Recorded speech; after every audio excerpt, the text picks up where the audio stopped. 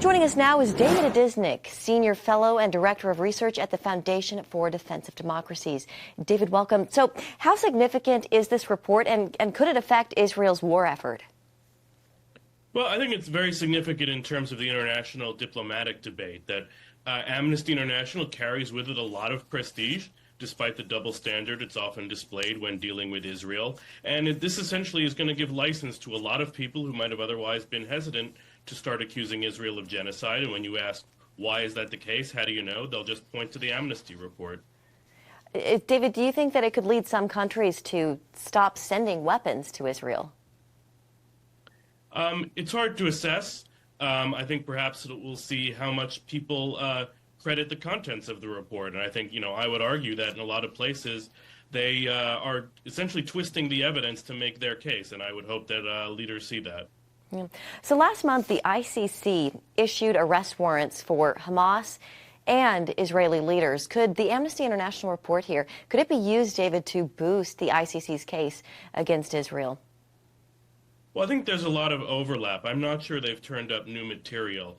For example, both the ICC and the Amnesty report accuse Israel of deliberately trying to starve Palestinians. The ICC only presents a summary, so we don't know exactly what evidence it has.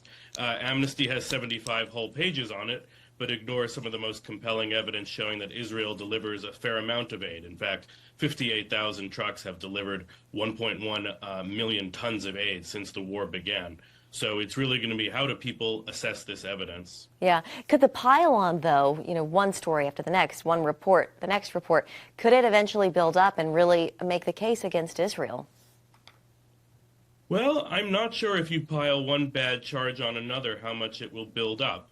I think it may depend on people clearly saying there's a problem. I think we'll see if the United States issues firm statements, and especially if European governments do as well, so that people don't perceive it as just an American effort to defend Israel. Yeah, so President-elect Trump, he wants to see a ceasefire and a hostage deal in Gaza before he takes office January 20th. David, how hopeful are you about that? Do you think we could see that actually happen?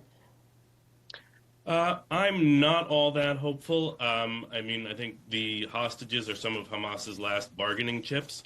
I think they'd be quite afraid what would happen to them if they gave those up. So regrettably, as we have since the very beginning, we may just see them, exploited. Yeah. All right. David Adesnik with FDD. Always good to see you, David. Thank you so much. I'm here. Thank you.